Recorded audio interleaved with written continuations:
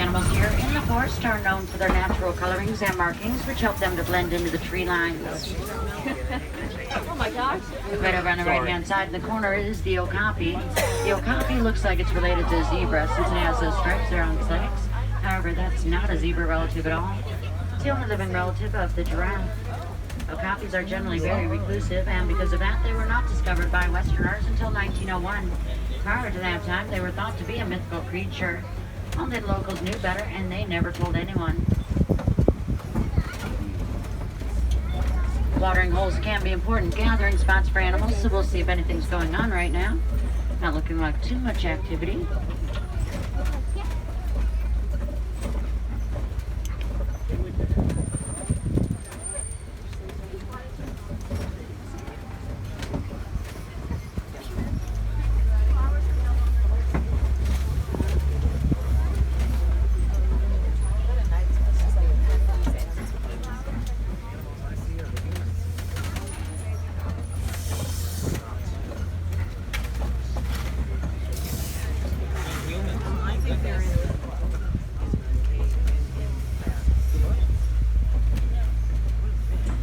We're going to head on over towards the Sapi River instead and see what's going on over there. Usually anywhere where there is a source of water is a good spot to look for animals.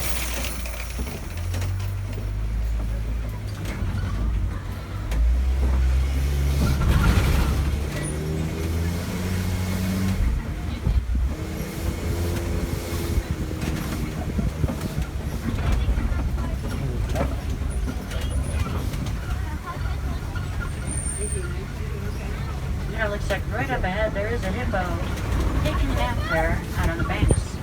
Hippos are amongst the largest and are the most dangerous animal in Africa. That's because they have incisors that reach lengths of 18 inches long and that really need to be defense. Please remain seated, please. Thank you. Hippos do generally stay submerged in water during the daytime. That's to keep from overheating. They are a nocturnal species, so nighttime is when they would also come out on the banks and graze. Those birds there in the middle are pink-backed pelicans. They're only pink during mating season, though. And they do nest in some rather large colonies. It can be anywhere from about 20 pairs all the way up to about 500 pairs. You can see one rather impressive-looking nest right there. It's a male pelican that builds the nest.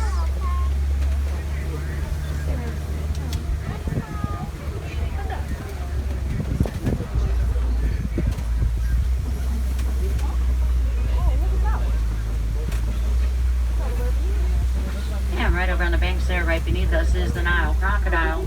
The Nile crocodile is the largest crocodilian species in Africa. They can reach lengths of up to 20 feet long.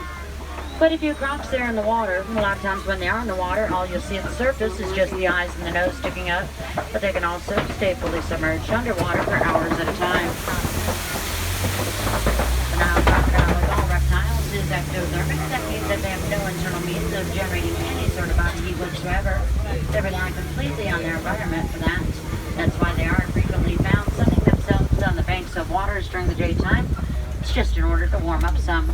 Now once again, please remember, keep your hands inside at all times. As I said, a lot of these bushes do have very sharp thorns. You grab the wrong one, and it's going to be quite painful.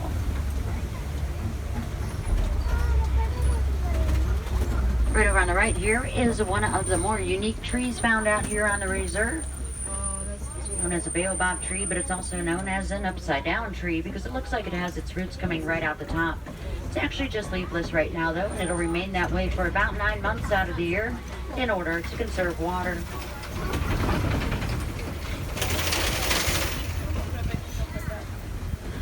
Usually when folks think of wild Africa, this is going to be more the area that they're referring to. This is the savannah. A lot of the animals out on the savannah rely on speed and agility in order to escape predators.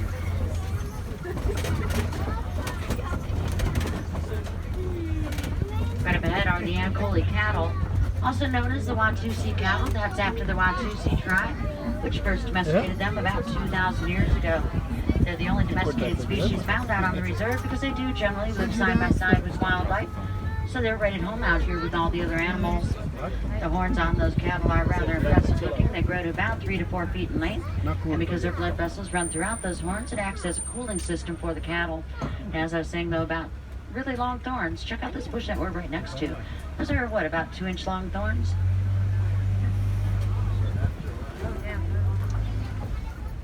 These bushes have even longer thorns to them. But also right there is a spotted hyena.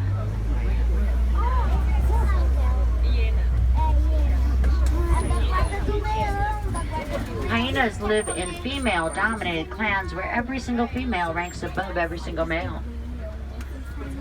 They are a nocturnal species. It's a little unusual to be awake already. They'll probably lay back down and take a nap in just a little bit. Hyenas are well known for their vocalizations, especially that laughter of theirs. Those vocalizations can carry up to 6 miles away. And although they have a reputation as being scavengers, they do actually hunt the majority of the food that they eat. The giraffes here are the Maasai giraffe. Giraffes, of course, are the world's tallest animal. When they're first born, they're about 6 feet tall. Fully grown adults are 18 to 20 feet tall. Also, if you look in the very back there, you'll see the sable antelope. Very majestic looking species. They have horns that can reach lengths of up to 5 feet long. And the grayish colored herd here are the white-bearded wildebeest. The wildebeest is one of the animals best known for its migration. Not every wildebeest herd does migrate, but of those that do, it'll be about 1.5 million individuals. They'll be making a trek every year between about 500 to 1,000 miles, and they'll do that just to follow the rains to get to greener grasses. Another Maasai giraffe right over there also. Giraffes, of course, are well known for that long neck of theirs. It's composed of only 7 vertebrae. That's the exact same number as what's in your neck. Also, if you've noticed all these towering structures all over the savannah, those are termite mounds, home to millions of termites. They've got their very own ecosystems going on inside of there, where they've got everything from a nursery for the little termites to the royal chambers for the termite queen. They've got their own fungi gardens towards the bottom. You even dig wells so they have a source of water inside of there. Really quite fascinating structures. They can be over 30 feet tall in some areas here in Africa, but on average they're about 8 feet tall, which is still rather impressive considering that it is a tiny little termite that built those mountains.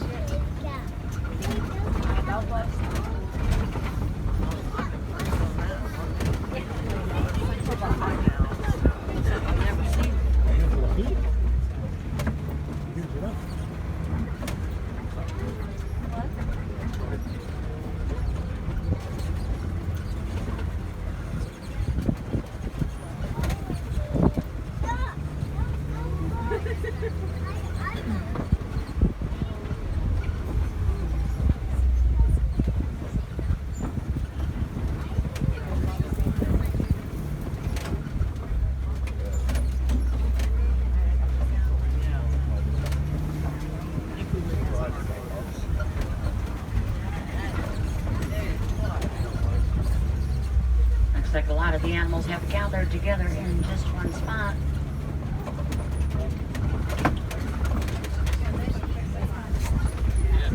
Right up ahead, though, is an African elephant. Both the male and female African elephants do have tusks. Herds are made up of females and juveniles. Males like that one will typically leave the herd and go out on their own by the time they're about 12 to 15 years old. It is the males that are known as bull elephants.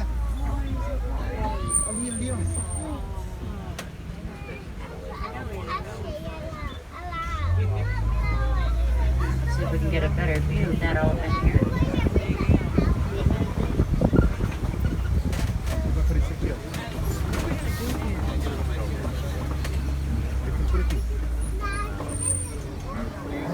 Oh, he turned around.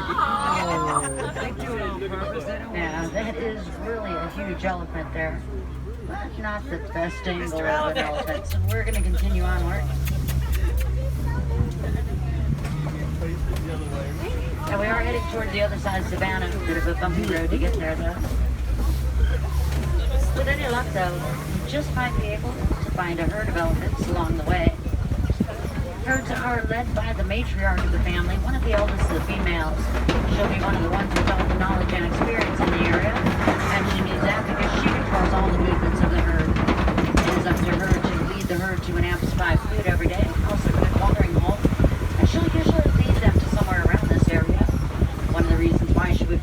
area over others is all this right here. This is red clay. It's a very important mineral supplement for elephants. They use their tusks to break off a piece and then they'll eat it. You can see all those tusk marks that are right there on the walls. And elephants are right there.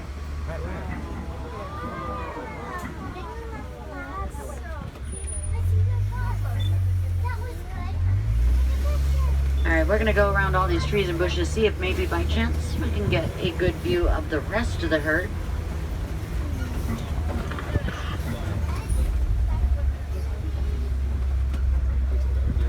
There we go. Well, I guess she knew.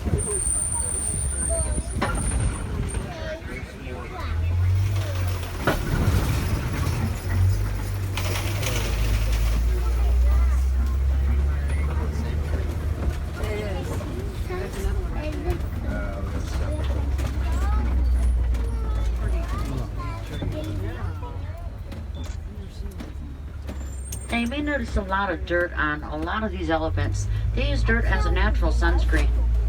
A lot of animals will use either dirt or mud for that purpose. Also, another thing you may notice is their ears. They are shaped just like the continent of Africa.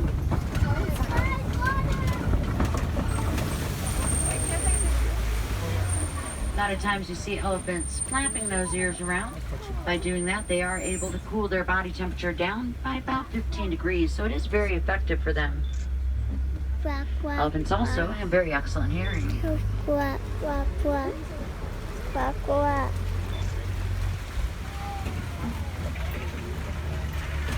Now these are greater flamingos here. The greater flamingo is not only the largest of the flamingo species, but also the palest pink. They do get their color from their diet. They eat a lot of brine shrimp and other crustaceans, which are very high in beta-carotene. When flamingos are first born, however, they're not pink at all. They're pale gray. And you can see some pale gray flamingos there. Those baby flamingos are only a couple of months old. They've grown up very quickly, but it's still going to take them a year or two of eating all that brine shrimp before they get all their pink color. You may also notice a little baby elephant right over there.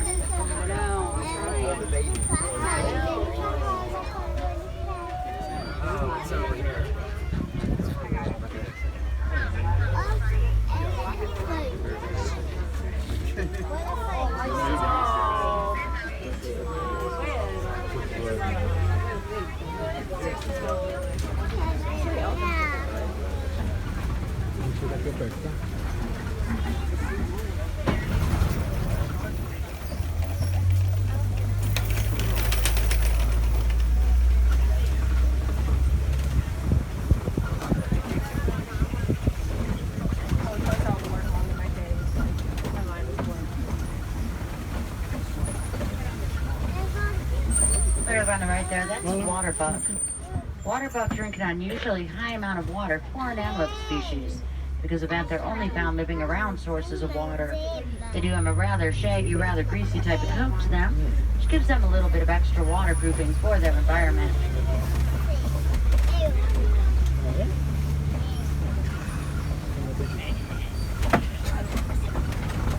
Now this right here is cheetah territory, and there's a cheetah walking around right up ahead. Cheetahs are the fastest land mammal. They can reach speeds of 60 miles an hour in only 3 seconds. But they can only sustain that for a couple of 100 yards. There's a few things really unique about cheetahs. First of all, they're the only cat with non-retractable claws. That lets them keep real good traction when they're running so fast. They also hunt during the daytime, tracking their prey by sight, not scent. Very unusual for a cat species. And they're the only ones out of all the big cats that can purr.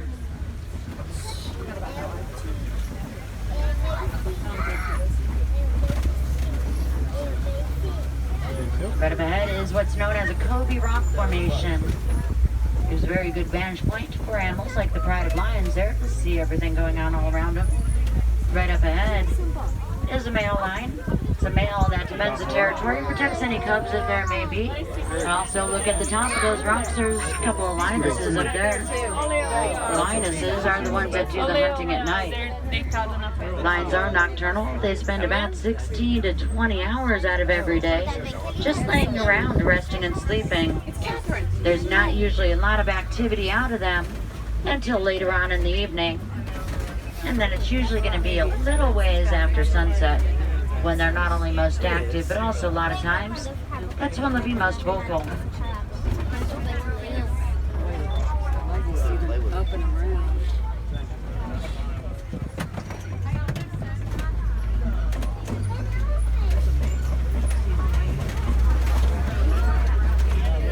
There's a lioness at the very top of those rocks.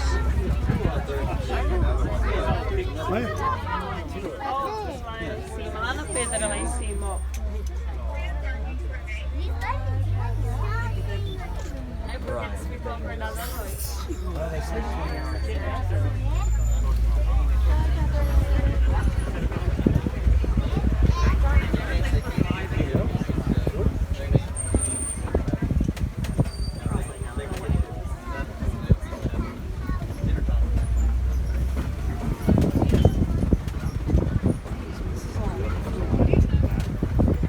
Over on the right there is the bontebok. It's got a beautiful cinnamon colored coat that has sort of a purple gloss to it, very unique coloration. That's the one that's laying down. And then another one of the waterbuck made it on over this way. There's some ostrich eggs underneath the tree on the right. Each egg weighs about 3 pounds and is equal to about 2 dozen chicken eggs. There are quite a few ostriches out here on the reserve, probably running around somewhere. Even though ostriches are birds, they're far too heavy to be capable of flight, but they can run about 40 miles an hour, and they use their wings to help change direction when they're running so fast.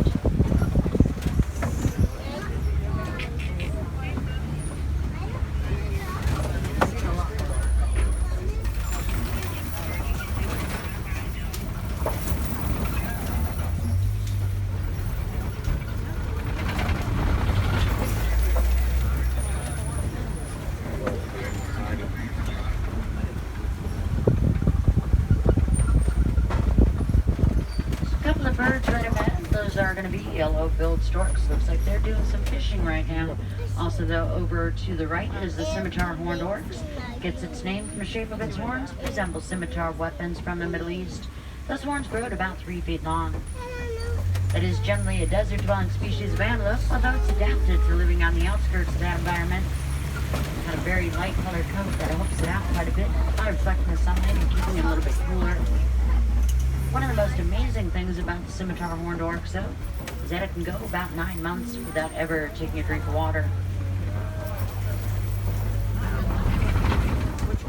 And we are on our way back to the village of Harambe.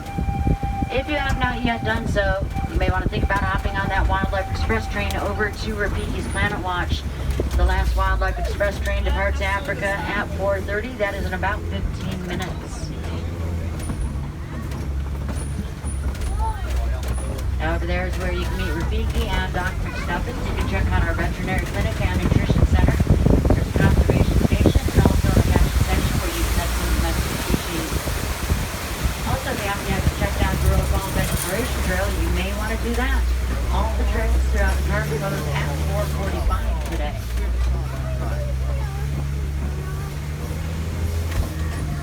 Any wilderness explorers on board, you need to know if you're traveling on Simba 1.